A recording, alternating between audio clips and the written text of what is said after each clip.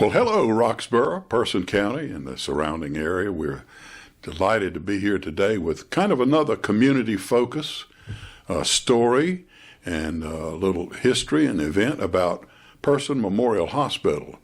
And I have a good friend, might mention a fellow Rotarian. Indeed. With me, Keith Herl. Keith is Director of Marketing and Business Development at Person Memorial Hospital. Hey, my friend. We have worked together now for on and off for about a year and a half that you've been at Person Memorial. Yes, sir. And we are so pleased that you are here and you're doing a wonderful job getting the word out about our hospital and the wonderful facility that it is and all the things that are offered. And we're going to try to cover some of them today. We don't have enough time to cover all of them because it'll take us about 3 hours probably. And anyone who knows me knows that I would take every minute of that 3 hours, given the opportunity, but we'll keep it brief today. You also have responsibilities, of course, with person-physician practices and Med Access Urgent Care, which is an acquisition that took place within the last year? Yeah, just over a year ago. That would have been November 17. Yeah, and that has proven to be a wonderful addition and another service. Indeed. In fact, Med Access just celebrated its 10th year here in the community as a small business and the first urgent care really in the area to adapt that model to expand services here to the county. And when the opportunity came to add Med Access to a part of our family, it was really a no-brainer, and we couldn't be more happier to have that business, especially now as we're reaching peak flu season. So we're reaching a lot of folks right now. In a position of marketing and business development, there are so many areas that need to be touched to familiarize the community and talk about happenings and things that are getting ready to happen or have already happened and services that are available. It's a major job. And you do a good job. Well, thank you. It's because of opportunities like this and the support we get from the community and the venues we have to emphasize our physicians and our services and to really tell the folks about what we do. So I appreciate the opportunity being here today. Thank you. You bet. Now, Keith has an MBA and Masters of Healthcare Management from the University of Texas down at Dallas and an MS and BS in Psychology. Yes, sir. So you have a lot of rubber on the road, you might say, and a lot of student loan debt. How did you arrive, or what brought you to Person? Well, sure. So my background into healthcare goes back about 10 years. I started off in physician recruiting. There's such a supply and demand issue with physicians. It's particularly hard to get physicians to small towns. Yeah. I am from a small town myself of about 2,000 people. And my hometown hospital closed. The hospital that I was born in, 110 years, Catholic hospital, closed and devastated the community. This is in Kansas, one stoplight town, as you might imagine, but folks like my grandmother, who had been suffering from breast cancer, then had to drive out an additional 45 minutes or an hour to their care. So the last 8 years I've been working in Dallas in various capacities, physician recruiting, marketing, and sales. Before I came here, I was actually involved with a startup company, so sort of in that tech startup type of environment in Dallas. But at the end of the day, really my heart pulled me toward rural medicine, toward the ability to really make an impact for people. And so when I was searching for an opportunity, I really wanted to get into rural medicine. I wanted an opportunity that would allow me to make an impact on an organization, but also where I could do a lot of different things, as you can imagine, the different facets of my job. And so when I applied, I got a call back from Person. I was living in Dallas, Texas at the time, and had heard nice things about North Carolina. But once I spoke with our CEO, David Zilkowski, I really got a sense for for kind of what was happening here and what they were trying to do. And for my future goals and for my background in rural communities and rural medicine, I really felt like this was a chance to join an emerging team, help to save a hospital in a community, and really help a lot of folks get healed in the process. And so when I came to visit, I got a sense for David's vision, I got a sense for the team that was there and the job that I needed to do, and I accepted the job. My wife and I moved out here in October 17, and as you mentioned, coming up close to a year and a half. It's been a great decision. You mentioned healing services. That's what it's all about. Yes, sir. Making the community healthier. Absolutely. In fact, if I may, one of the Duke LifePoint's motto is making communities healthier. So that encapsulates it pretty well. Expand a little bit, if you will, on Duke LifePoint and the connection. Sure. Because I'm sure some people would like to know a little bit more about that, and it's been a good situation. Yeah, absolutely.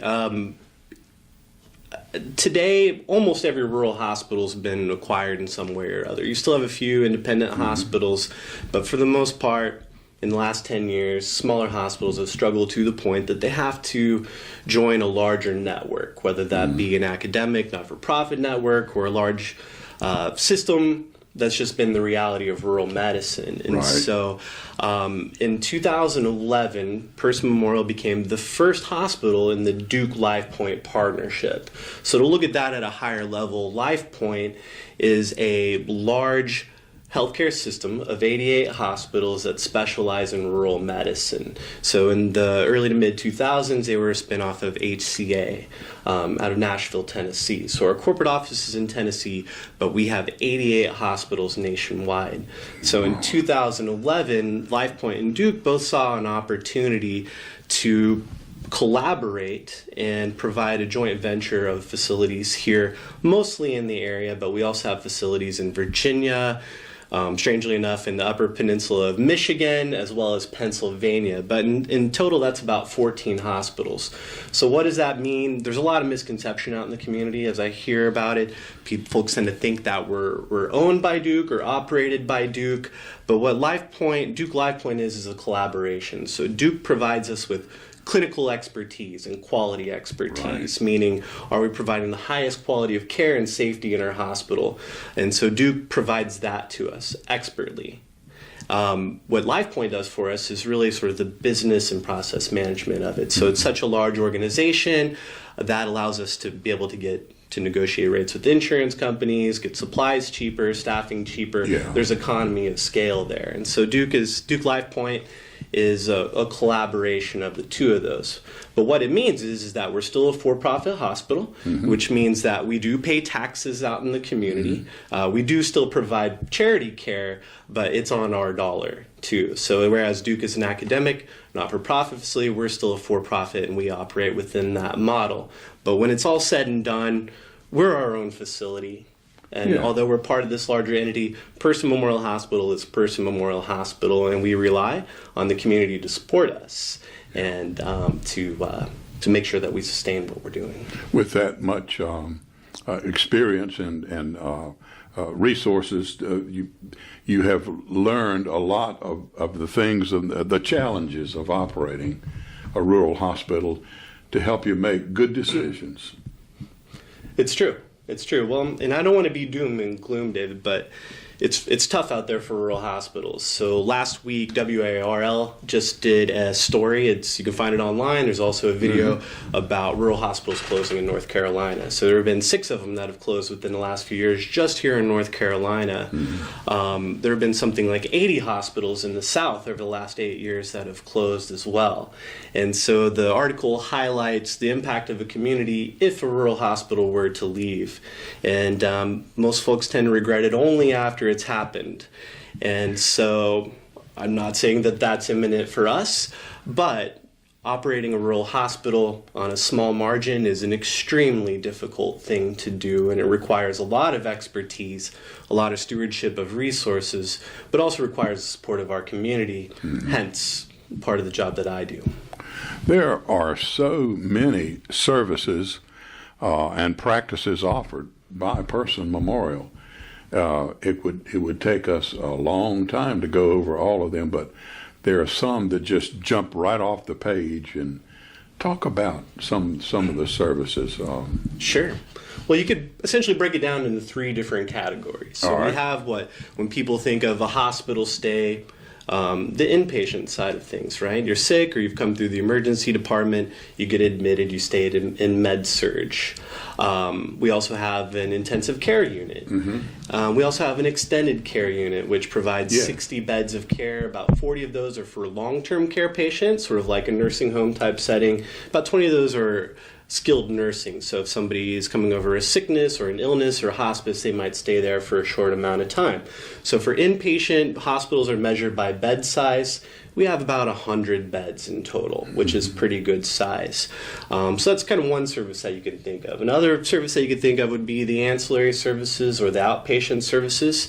And we have pretty robust services. So imaging, we have MRI, which is a really tremendous service to have in a town this size. MRI, CT, ultrasounds, mammography, DEXA scan, X-ray, and we also have our own employed radiologist who's 100% ours, Dr. Alex Bibby from Duke.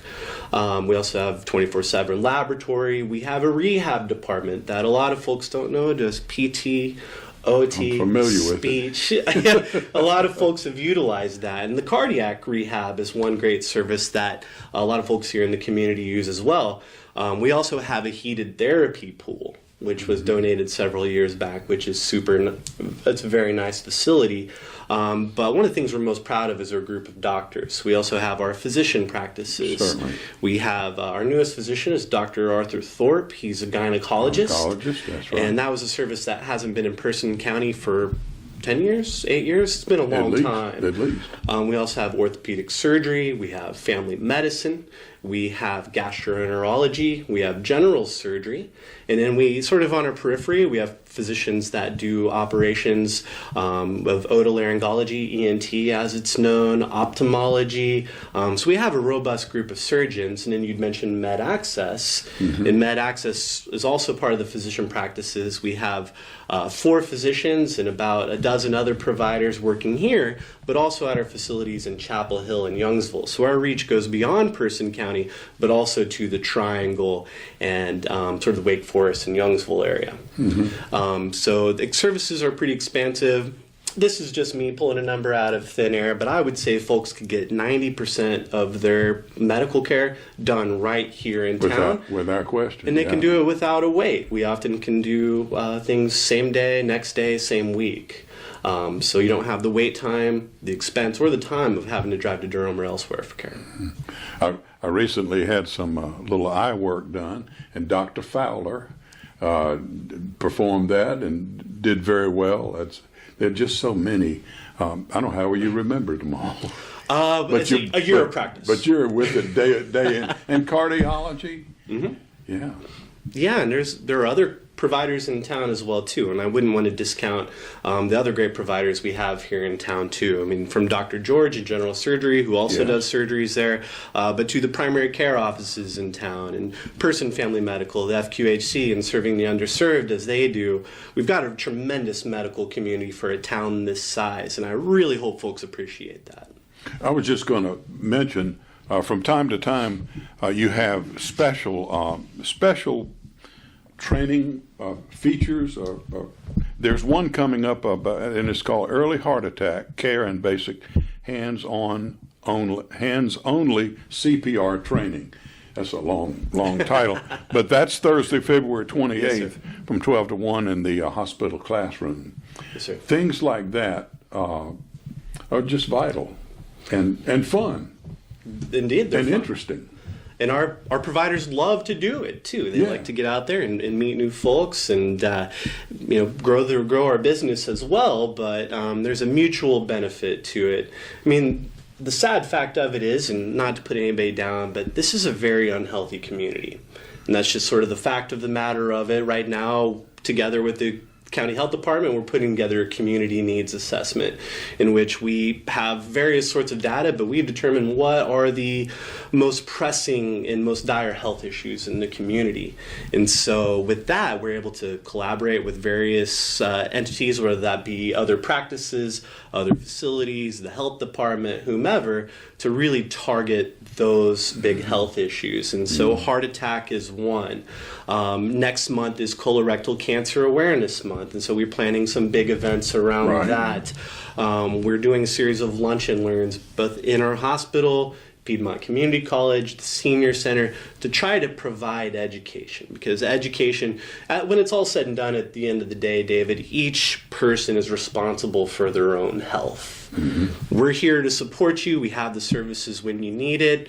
We'd rather you not come because we'd rather you be healthy, but it's each person's individual responsibility. So it's our goal. We feel like it's our responsibility as healthcare providers in town to teach people the proper ways, the lifestyle, health and diet and exercise to keep themselves healthy and out of the hospital. On a personal note, within the last year and a half, I've had 2 occasions to go to the emergency room, and as well as my wife.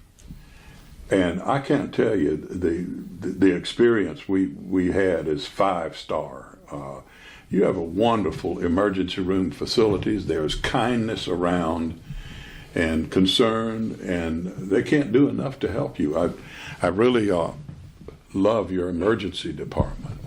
Oh, well, thank you. I mean, we're very fortunate to have that type of department. On average, we see about 45 patients a day in that emergency room, which equates to something like 17,000 patients a year. Med Access in Roxborough sees about the same amount of patients, too. And both are acute needs, but they're a certain different level of care. With our ED, we have a fully physician staff. They're board certified. We collaborate with a place called Team Health, but we've seen a lot of improvements in our ED over the last year and a half. I say 45 patients, but we might have 25 or we might have 75. So we never know what we're going to get in any given day. EMS could be bringing in a car accident or a gunshot wound or whatever it might be. We never know what we're going to get in our ED. But on average, a person will be seen once they come into the emergency room within 20 minutes.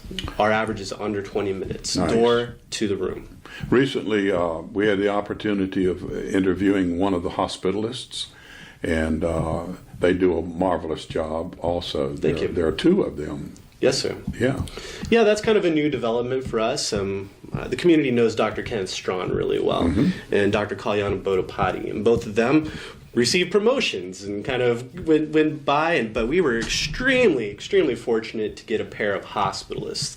Hospitalists, if you don't know, I definitely encourage you for listeners to listen to Dr. Borhati's interview, but hospitalists are the people that take care of you when you're in the hospital. That's what they do. They're experts of people who are sick and in the hospital. Dr. Borhati and Dr. Patel have practiced together for nearly 6 years at Cape Fear, and we are fortunate to get them as a team, and just having that continuity and their friendship and professional relationship has just spilled over, and we've seen our satisfaction levels, which is one way that hospitals get measured and that hospitals get paid, improved tremendously since they've been here. Looking ahead a little bit, exciting things are going to continue to happen. Is there something that just jumps right off the page that's like the previews of coming attractions? Well, sure. Well, I'll definitely put a plug in for it. But next month, March 21st, we are collaborating with the County Health Department, who's received a grant to try to promote colonoscopy screenings. Colonoscopy is a silent killer. And usually the only way to find out if you have colon cancer is doing a colonoscopy. So finding those early polyps or precancerous cells where it might be, getting them removed, it's extremely important. It's a terrible disease to have. So anyone over the age of 45 is eligible for a free screening. So there's really not an excuse to do it. It's not a pleasant experience. I'm sure it's what you'll talk about at the event, but it's truly an experience that might save your life. So we're collaborating. We have a group of speakers. Dr. Hargett, our general surgeon. Dr. George is also one of our community general surgeons. and Dr. Patel, who is a Roxborough native, is a gastroenterologist in town, and they'll all be speaking at a panel at this event. Excellent. Yes, sir. What's the date again? That's March 21st. March 21st. 5 to 6:30 at Piedmont Community College, room S100. So we'll be promoting that heavily here very soon. Any closing thoughts? Well, absolutely. As I'd mentioned, some of the struggles that rural hospitals have, a lot of these things are systemic, they're economic, but we just want to encourage folks to utilize not just us, but all local businesses. We're so fortunate to have so many great businesses in town. We employ over 350 people. We pay $750,000 in taxes to the community. We provide almost $1 million of free care in the community, but we rely on our community to use us. And so I just want to encourage people to try out our services. And if you're not sure, we're always happy to consult with you or talk to you, or if you've had a complaint or issue, we're happy to take those too. We just want to find out ways that we can provide the best level of service and the best quality care as possible. And the thing that excites me the most is we have a team there at Person Memorial that believes in that mission and can execute that mission, and we're headed in the right direction. All right. There's a slogan around town that people are often saying it's better in person, and I'm going to say it's better at person. I like that. You like that? I like We're that. going to go with that. I like it. I'm going to use that if you It's don't mind. better at person. Thank you so much, Keith Herl. Pleasure's all mine. We need to do this again soon, and keep updates coming, because the special functions that are going to be happening are really important, and we need to let people know about those. So you're welcome out here anytime. If you got 5-10 minutes, we'll crank her up again. Well, I look forward to that, and I look forward to getting more education, information out there to the community, and helping folks be a little bit healthier. Thank you again. All Thank right. you, sir. Appreciate it. We'll see you again soon. We've enjoyed this little community-focused time with our hospital and Keith Herl to keep us updated on the happenings. And remember, it is better at person.